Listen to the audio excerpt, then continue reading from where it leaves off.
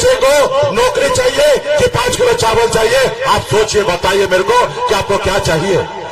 आपके बच्चे को सरकारी नौकरी चाहिए कि चावल चाहिए, या आपके बच्चे को पढ़ने के लिए स्कूल चाहिए, या उसके हॉस्पिटल इलाज के लिए हॉस्पिटल चाहिए? साथियों, ये आज हम अगले वक्ता के रूप में बड़े आदर और सम्मान के साथ मैं आग्रह करूंगा वीआईपी पार्टी के संरक्षक आदरणीय मुकेश सहनी जी से कि आए अपनी बात को रखें। मुकेश सहनी जिंदाबाद।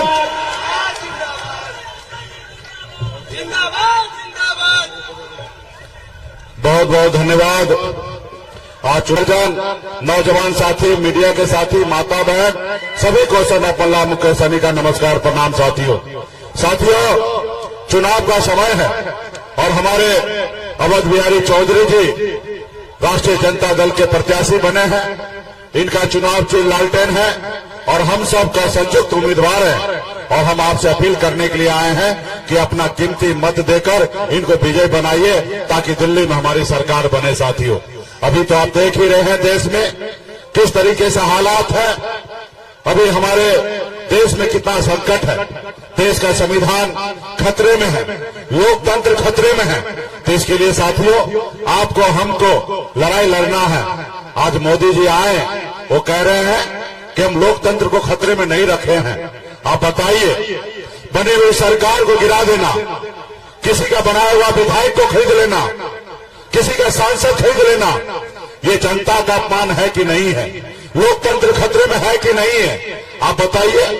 बाबा साहब भीमराव अम्बेडकर ने संविधान में जनता को मालिक बनाया, नेता को मालिक नहीं बनाया, जनता को मालिक बनाया। और मालिक इसलिए बनाया क्योंकि नेता अगर झूठ बोले तो 5 साल में बदलने का ताकत जनता के पास है। साथियों, आज आप जिस विधायक को बनाते हैं, जिस सांसद को चुनते हैं, आप बताइए, देश में अगर कोई पैसे के दम पर वो विधायक और सांसद खरीद ले तो क्या होगा? लोकतंत्र खतरे में है कि नहीं है? मोदी जी जितने भी हमारे प्राइवेट संस्था है, सभी को, जितने भी सरकारी संस्था है, सभी को प्राइवेट किया जा रहा है।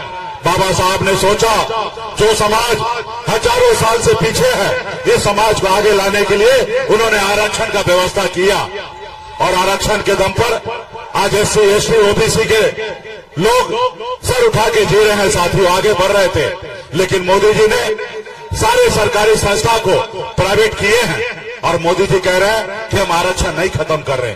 इसलिए साथियों, आप समझिए कि आपके आने वाला समय जो बहुत संकट में होगा, इसलिए अभी समय है कि ऐसी सरकार को बदल दीजिए जो आपके आने वाले पीढ़ी को सर झुका के जीने के लिए मजबूर कर दे।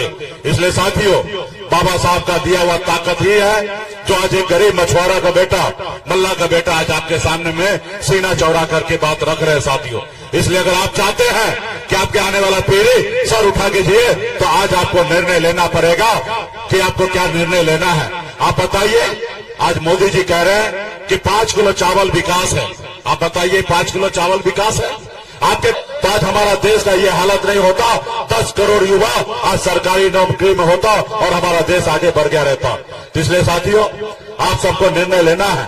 इन्होंने किसान की आय दुगुना करने की बात की, हर गरीब को पक्का मकान बनाने की बात की, विदेश से काला धन लाने की बात किया, हर मोर्चे पे पीछे रह गया, और आज भी कांग्रेस को टारगेट करते हैं।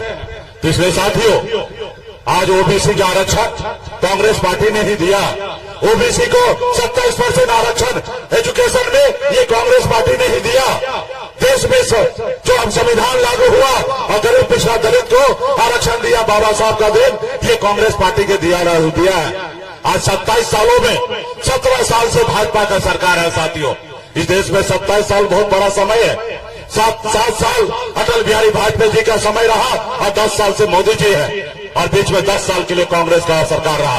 ये 27 सालों का हिसाब मोदी जी को देना चाहिए। इसलिए साथियों, आप समझदार हैं, जागरूक हैं। इस देश में 3 तरह के लोग होते हैं। एक वो होते हैं जिनका आपका कोई फिक्र नहीं है, आप क्या खाते क्या पीते हैं, आप जिंदा है या नहीं है, उससे उसको कोई लेना देना नहीं है।